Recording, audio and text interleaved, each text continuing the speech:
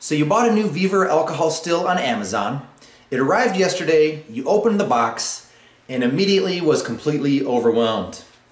To make matters worse, the instruction manual is one of the worst I've ever seen, full of just gibberish and complete nonsense. The video I'm going to show you today is actually the tail end of a video that I posted yesterday talking about how to make vodka at home. One thing I did not mention in this video that I wanted to mention right now is that one thing that's really going to frustrate you if you decide to use the Thumper Keg, the gasket seal goes around the lid. That was kind of hard for me to figure out. Also, you're going to need some pipe threading tape to keep this from leaking because it will leak. Also, the Thumper Keg is way too small. The still is, mine was an 8-gallon still. The Thumper is a half-gallon Thumper. The Thumper should be half the size, about half the size of the boiler. So a half-gallon Thumper is way, way too small. I'll explain that in more detail in this video. So this video is going to save you a lot of headaches, a lot of frustrations. You're going to be so happy that you met me. Without further ado, let's get this video going. You're going to have a great time producing some vodka at home. Promise you that. Now let's talk about cleaning your brand new still. Once you've purchased a new still, your natural tendency will be to start using it immediately. But there are a couple of steps you need to follow first. Any metal manufacturing process leaves a residue of manufacturing oils on the item manufactured. These oils and other residues can negatively impact your distillate and spoil it. The following steps will ensure a better result during your first distillation. Step 1. Wash the still.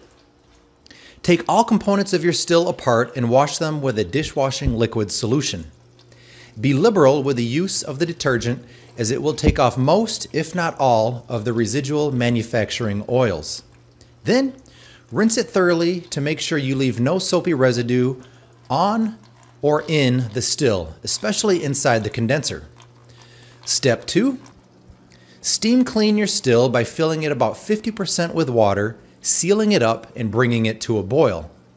Let the run continue until you recover about 25% of the water you placed inside the boiler. Step 3. Vinegar run. Fill your still with 750 milliliters of white spirit vinegar and 1/2 gallon of water for every 1.3 gallons of capacity. Bring the still to a boil and let it run until you have recovered at least 1 liter of distillate for every 1.3 gallons of capacity. Step 4. Now let's do a second steam clean by once again filling your still about 50% with water, sealing it up, and bringing it to a boil. Let the run continue until you recover about 25% of the water you placed inside the boiler. Finally, step 5. Let's do a sacrificial run. Your first distillation is always referred to as a sacrificial run, as you should not expect unaffected spirits coming out of the still for the first time. This is normally done with a sugar wash because it has a high alcohol percentage and it's cheap and easy to make. Alternatively, a solution of cheap vodka and water can be used. 750 milliliters of vodka with 750 milliliters of water for every 1.3 gallons of boiler capacity. With the sugar wash, distill as you normally would, but do not expect a usable product as there may still be some contamination. With the vodka and water solution, run it until you recover about 40% of the original volume. Finally, your new still is ready to use.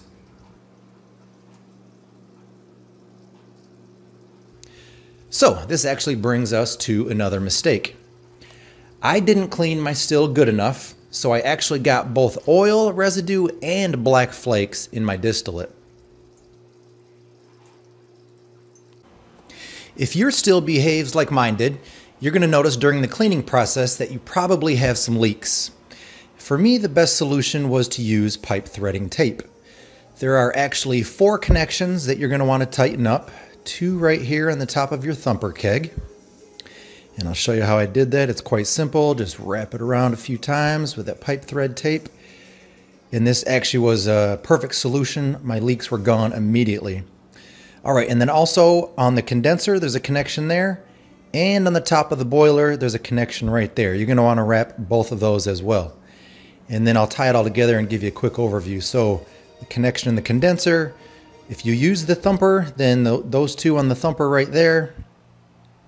And then on top of the boiler is the fourth one, and that will fix all your leaks. And that is, in my opinion, the best solution. Now let's talk about the distillation process. For any newbie, I think the distillation process will be extremely intimidating. Let me quickly summarize the sections for you. Number 1, how does distillation work? Number 2, how long does the distillation process take? Number 3, how much vodka will it produce? Number 4, making the cuts, 4 shots, heads, hearts, and tails. Number 5, what is a Thumper Keg? 6, cooling temperature for running water through the condenser. And number 7, my results. So, how does distillation work? Distillation doesn't actually produce alcohol. It simply concentrates the alcohol that is already present in your wash. When distilling alcohol, it is important to monitor the temperature of vapor being condensed within your still, as this will tell a lot about the product that's coming out of your pot or reflux still. Here are some boiling points of common products contained in your wash. The specific type of alcohol that we seek is called ethyl alcohol. Ethanol is able to be separated from water in a wash because ethanol boils at a lower temperature than water. Pure ethanol boils at 173 degrees Fahrenheit, while water does not boil until 212 degrees. In a nutshell, wash is heated up in a still to a temperature above 173 degrees, but below 212 degrees. Ethanol starts to boil and turns into a vapor, separating from the wash water. The vapor is then condensed, turned back into a liquid, and drips out of the still into a mason jar or some other collection vessel. The alcohol distillation temperature that the wash will boil at depends entirely upon its ABV, somewhere between the boiling point of ethanol, 173 degrees, and water, 212 degrees, unless you're at a higher elevation. The higher your wash's ABV is, the closer your temperature will be to 173. And the lower your ABV is, the closer your temperature will be to 212. To further complicate things, as you start to boil the ethanol out of your wash, the ABV of the wash will decrease, so the temperature that it boils at will also change. This photo illustrates this exact concept. Check it out. This leads me to why you need to be able to control your heat input. Controlling the rate of vaporization is important for a pot still so that you do not end up pumping vapors through so quickly that the condenser cannot condense it all back to a liquid. When this happens, you end up with vapor blowing out of the end of your still, which is very bad. Basically, you will want to steadily increase the temperature, maintaining a range of 175 to 195 for as long as possible. Turn off the heat when it reaches 212 degrees. When all the elements of your temperature control come together, the condenser coil should release a steady drip of vodka, not a stream, but a quick and regular amount that flows without interruption. You'll want to dial in your heat source setting to achieve a consistent 1 to 3 drips per second. Also, you can turn on your condenser when the boiler reaches 130 degrees Fahrenheit. So, how long does the distillation process take? Well, without a Thumper, plan on about 7 hours to process 5 gallons of wash. With a Thumper, it will actually take longer than that. How much vodka will it produce? Well, the average numbers are about 10 to 20%. For example, 5 gallons of wash will produce anywhere from a half gallon to 1 gallon of vodka. I actually found a really cool resource. I'll put the link in the description of this video. It's actually AmericanHomeDistillers.com. They have a distilling calculator. And I wanted to explain a little bit about the whole concept of how much vodka your wash will yield. So as you can see here, according to their calculator, 5 gallons of wash at a 5% ABV will produce about 36 ounces of alcohol. Now, if you take that same amount of wash and increase the ABV to 10%, actually doubling it, you will actually double the output from 36 ounces to almost 72 ounces. So this is a great resource you're going to want to check out based upon how many gallons of wash you have and what the ABV is.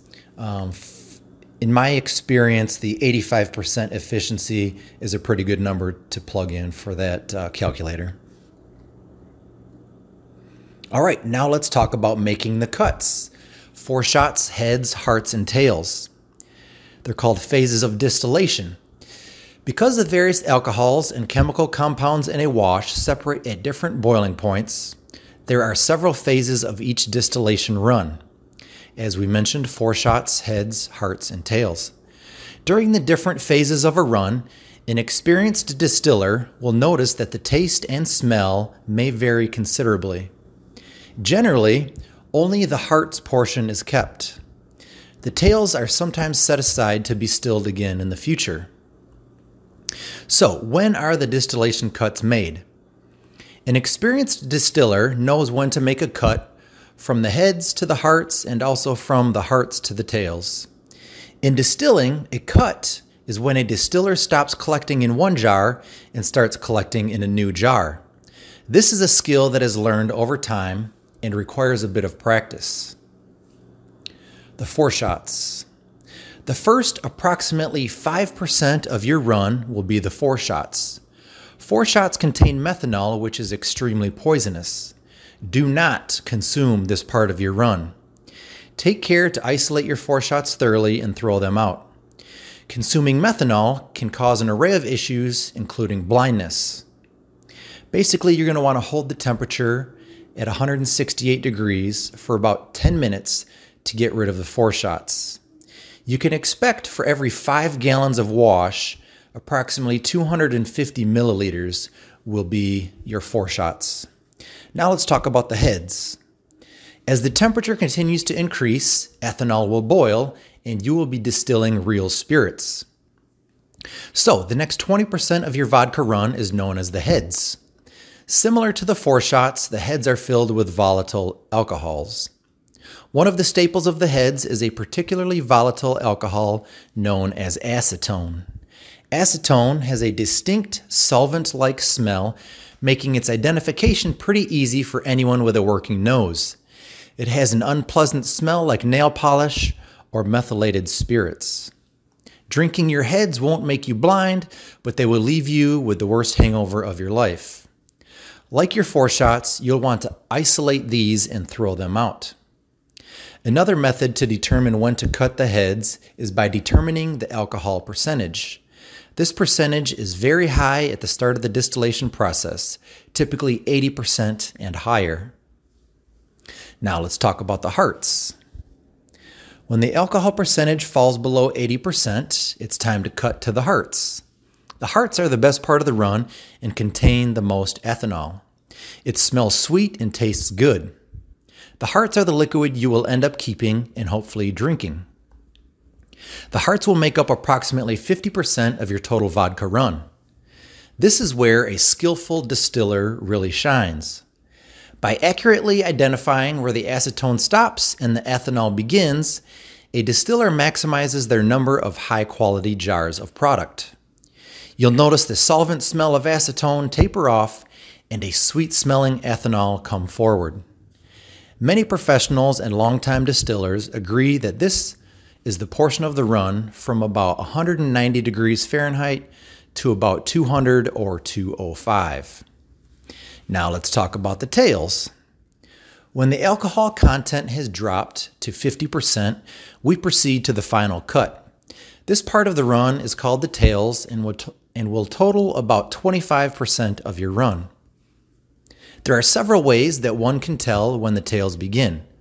First, the flavor profile of the distillate will change significantly. The rich flavors present during the hearts will start to fade, as will the sweetness. The smell of the tails is difficult to describe, but it almost smells like a wet dog. Also, you'll begin to see an oily film on top of the product, which can be viewed at an angle in the right light, just as gasoline can be seen floating on top of water. The distillate will also be slightly slippery to the touch when rubbed together between a finger and a thumb. Experienced distillers generally run their stills until the alcohol from the wash has reduced to somewhere around 10 to 20 proof. It is not worth the time and energy to distill any further.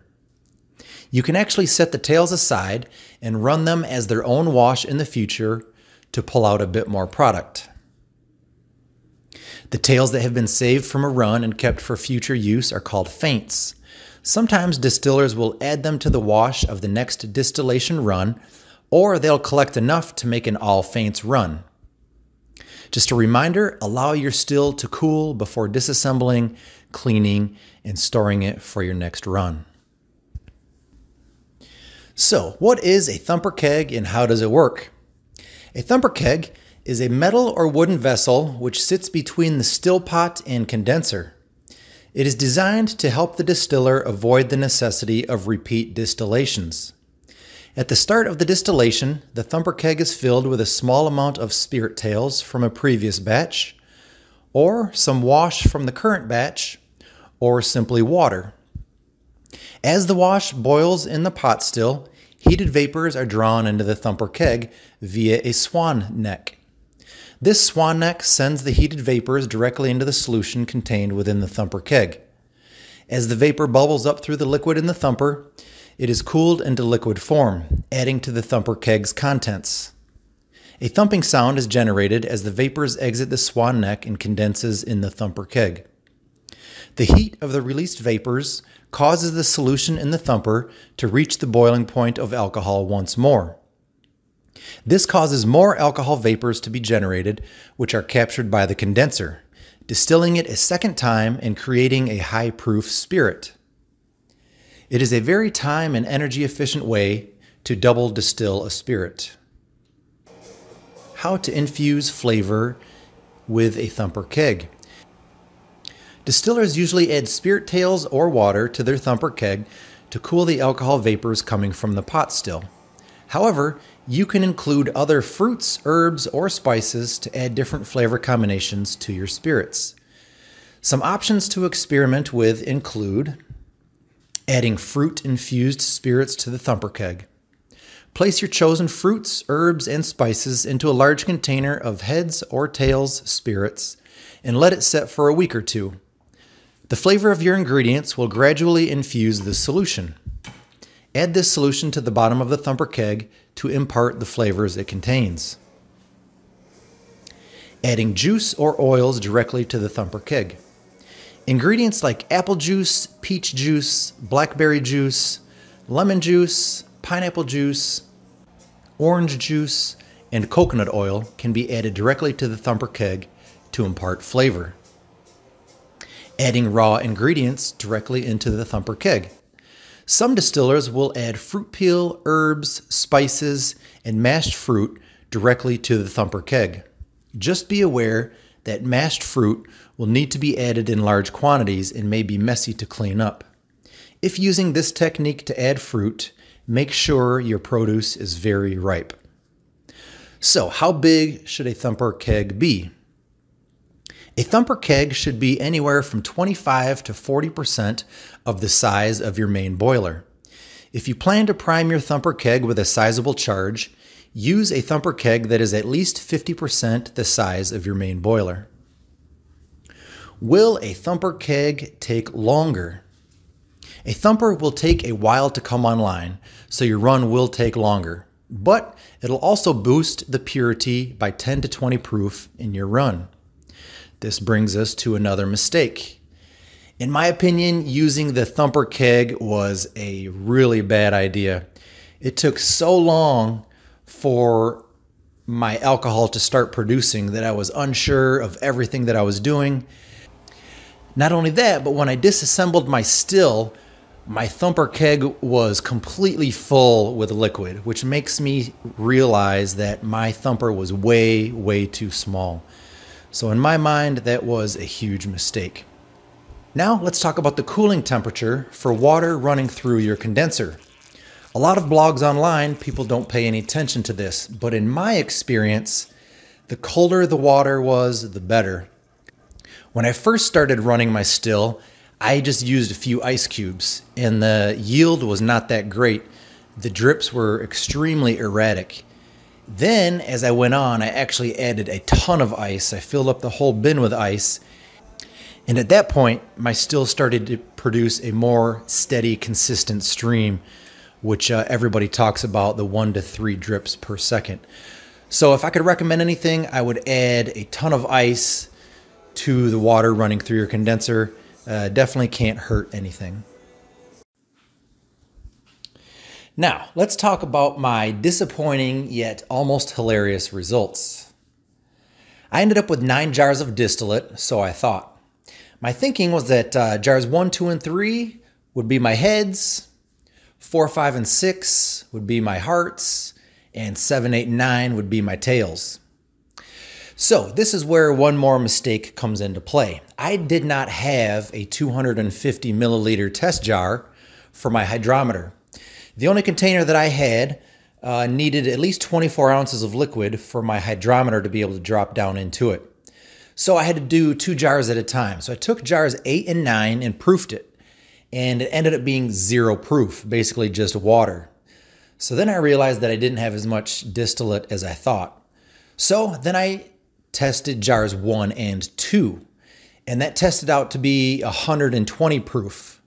Then I tested jars 6 and 7, that ended up being 0 proof.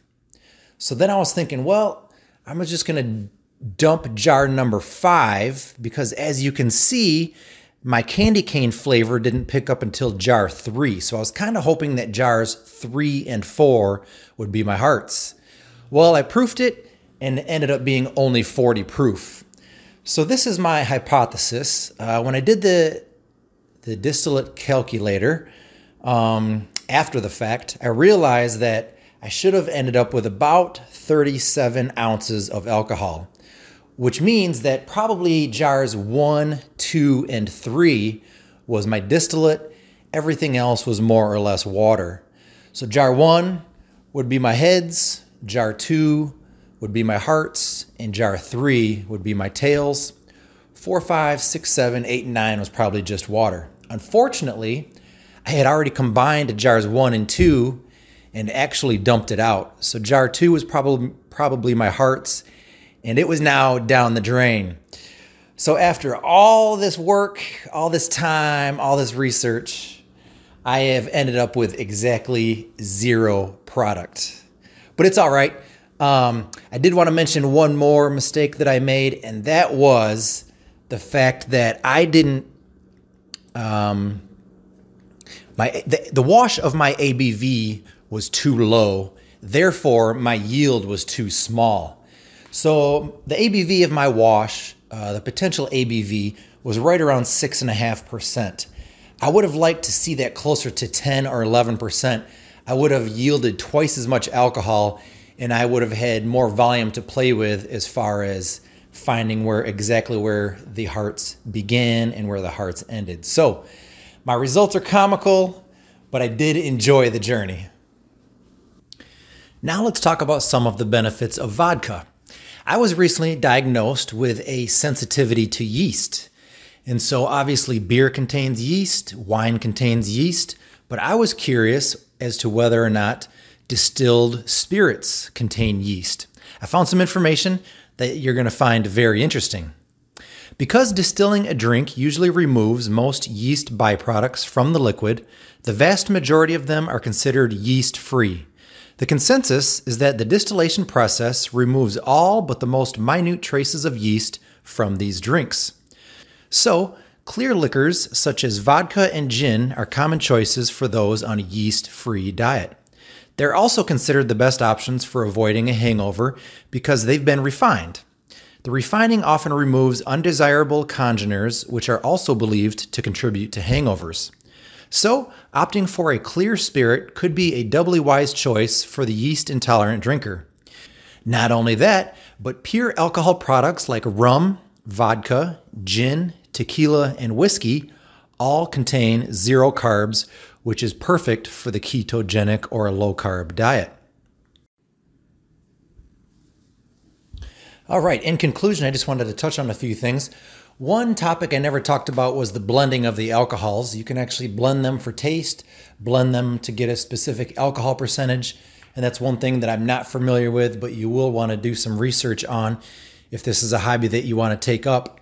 I wanted to go over my mistakes really quickly because these are 7 mistakes that prevented me from ending up with any product whatsoever, which is pretty funny, but mistake number 1 is that I didn't cut the potatoes into small enough pieces. Mistake number 2, my potato masher wasn't long enough, so I actually wasn't able to mash my potatoes. Mistake number 3, I didn't have a second bucket, so I couldn't properly aerate my wash. Number 4, I didn't clean my still good enough, so I actually got both oil residue and black flakes in my distillate. Number 5, I thought that using the thumper was a really bad idea. If I were to do it again, I would either use a really big thumper or just not use it at all. Mistake number 6 is that I didn't have a test jar for my hydrometer. Going forward, I plan to measure the alcohol content as I'm distilling so I can know exactly where I'm at in the process, whether I'm dealing with the heads or the hearts or the tails. And then my final mistake was that the starting ABV of my wash was too low, so my yield was way too small. Instead of producing 7 or 8 jars, I only produced 3 jars of distillate, and as you saw, that ended up being a disaster.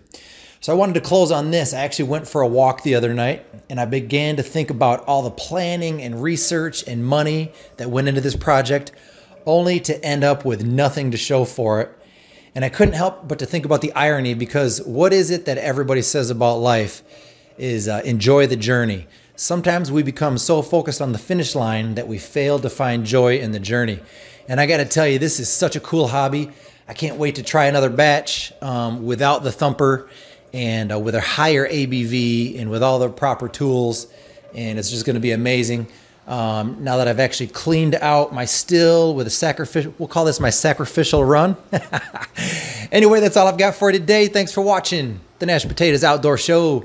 Please subscribe to my YouTube channel. We will see you next time.